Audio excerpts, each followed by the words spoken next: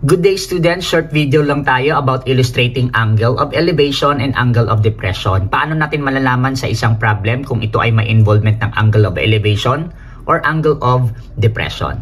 As you can see, meron tayong dalawang pictures na nandirito. Unang picture is a man flying a kite. Yung pangalawang picture naman is a man on the cliff looking at the ship. Okay? So parehas silang may observer. It refers to a man. Tapos meron ding objects. It refers sa bagay na tinitingnan nila. Ang kaibahan lang sa dalawang pictures na ito, yung direction ng kanilang tinitingnan. Okay? Sa unang picture, ang direction ng kanyang tinitingnan ay pataas. Sa pangalawang picture naman, ang direction ng kanyang tinitingnan ay pababa. Sa dalawang pictures na ito, masasabi natin kung ano ang kaibahan ng angle of elevation and angle of depression.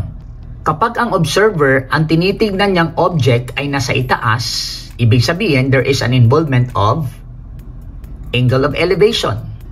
Pangalawa, ang angle of depression naman, kapag ang observer, ang direction ng kanyang tinitignan ay sa baba. So, angle of elevation. Ang angle of elevation, meron tayong tinatawag na observer, meron din tayong tinatawag na object. And as you can see, yung direction ng tingin ng bata papunta sa ranggola ay pataas. At tinatawag ito na line of sight. Okay? Tapos yung eye level naman, tinatawag na horizontal. Okay? In this case, yung angle na nabuo ng line of sight at saka ng horizontal line ay tinatawag nating angle of elevation. Angle of depression naman, ganun din. Ang line of sight naman ng bata ay pababa. Tapos ang kanyang eye level ay yung tinatawag na horizontal. Okay. Yung angle na nabuo ng horizontal line at saka line of sight ay tinatawag na angle of depression. And now, to check kung meron kayong naintindihan sa ating short video lesson, meron tayo ditong different scenarios.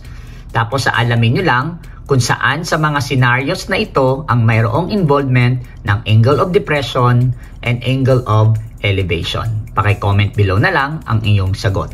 Aabangan ko ang iyong mga sagot. And let us see kung tama ang iyong nakuhang sagot. At dyan nagtatapos ang ating video.